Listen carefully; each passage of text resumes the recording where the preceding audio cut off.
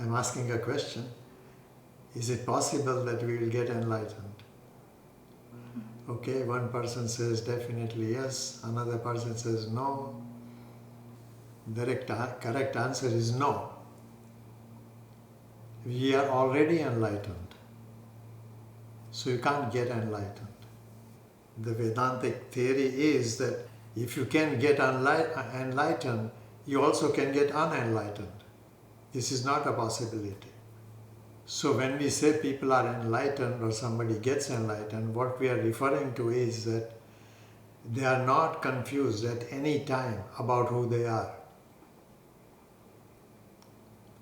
That confusion permanently leaves you, because the confusion belongs to the mind. The wrong thinking by the mind. And the reason the mind does that is because whatever the senses cause is not clearly understood. Or if it is understood, it is misinterpreted. Whatever is pleasurable to the mind, meaning to the senses, that I tend to indulge in more. Some of this has a direct impact on your health, which is bad enough, shall we say. But the impact it has on the mind is much more dangerous, because the mind gets addicted to something. And without really lot of meditation, other investigation, maybe help from outside, it's difficult to get rid of addictions. I remember very well that, I have a son, he's now 50, but when he was younger, I tried to tell him something to change his behavior. And when he keeps repeating the behavior that I'm objecting to, then I wonder, does he not listen to me?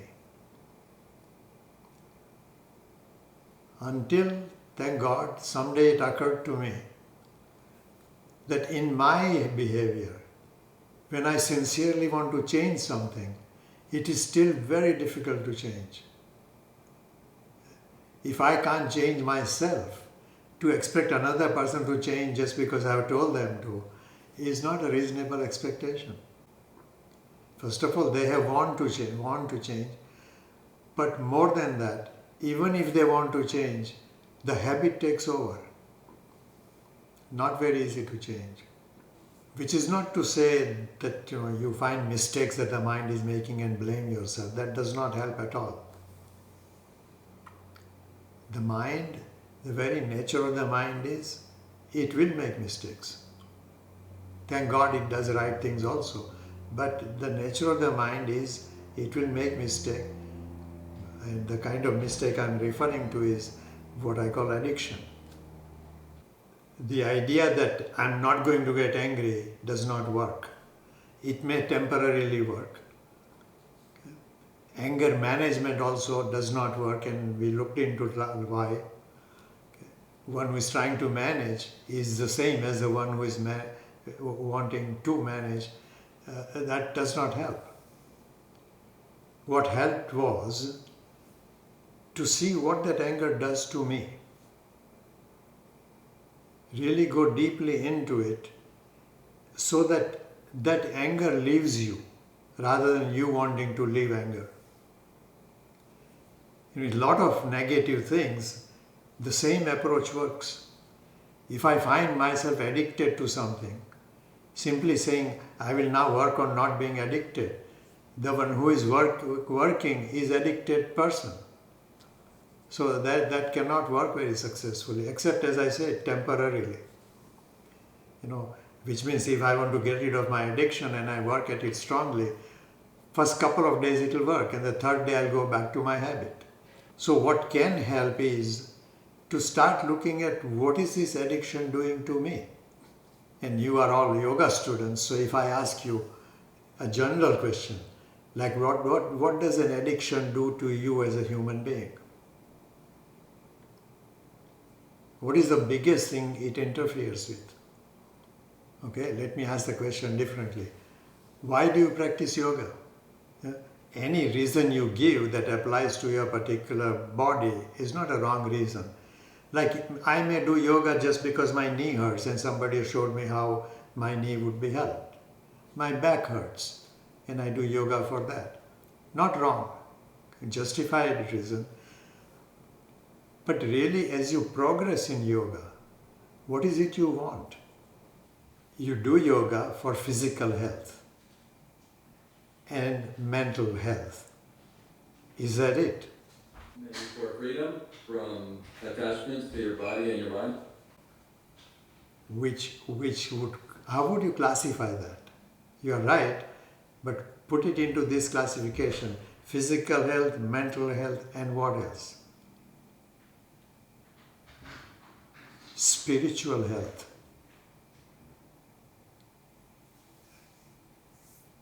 Ultimately, that is equivalent to being enlightened. And in a nutshell, what that means is that you make the mistake of identifying yourself with the body and the mind as less as possible. So if you are sleeping and I wake you up and I ask you, who are you? Immediately the response should come, not that I'm Ramanand or I'm so and so, but I'm a conscious being. Upon waking up, the first thought is, oh, I'm still here.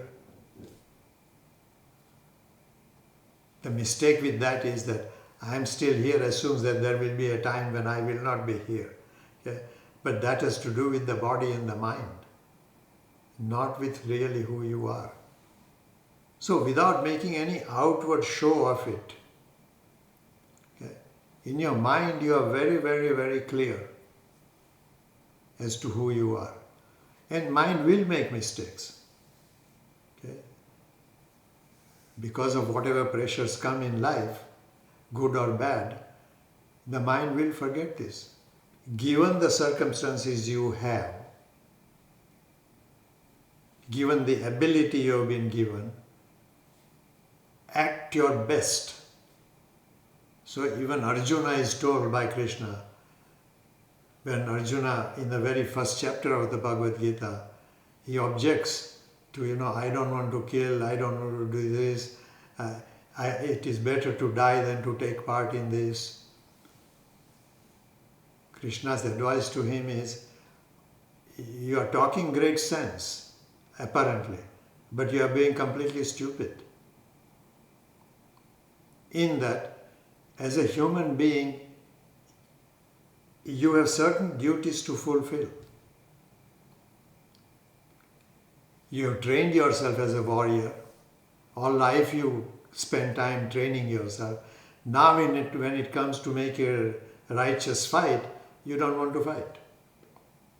Had you wanted to become a saintly person from the very beginning, you would have paid attention to that. We grow up having certain desires. And when the body or the mind finally come to a point where I feel like this is the end of my life, then I want to do spiritual things. This is not a correct approach.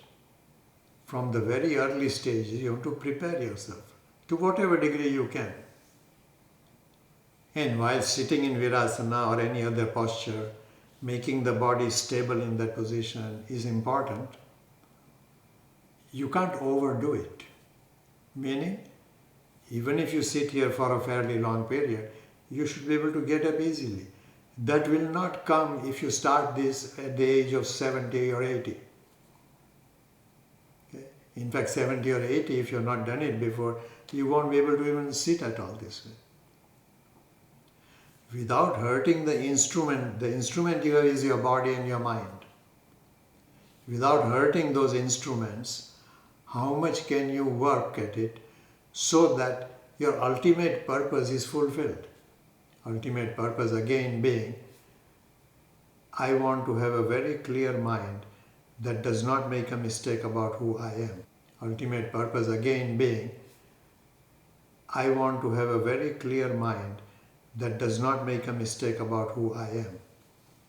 And once again, don't get me wrong, if your purpose is different, don't blame yourself. Okay? In a given situation in your life, your purpose happens to be something different. Like if for a mother, you have a young child, okay, and you have the purpose of raising, educating this child properly, then there is nothing wrong with that. Given the circumstances, that's a good decision. At the same time, being a good mother and a yogini, you would have the intent that I want my child to learn this early in life. How will you teach the child? You practice it instead of telling them. I don't know. Yeah, which means teach the child by setting an example. If you tell the child, you must not get angry, and next day the child again gets angry about something, don't get angry! That will not work. Earlier we were having chai in a Starbucks, and I saw a child playing. I pointed out to Andrea that, look, this child is busy playing, but at the same time, mother is talking fairly loudly with her friend. The child hears every word. May not respond or may not say anything, but the child will hear every word. Children learn much more by observing rather than deciding to do what you tell them to do.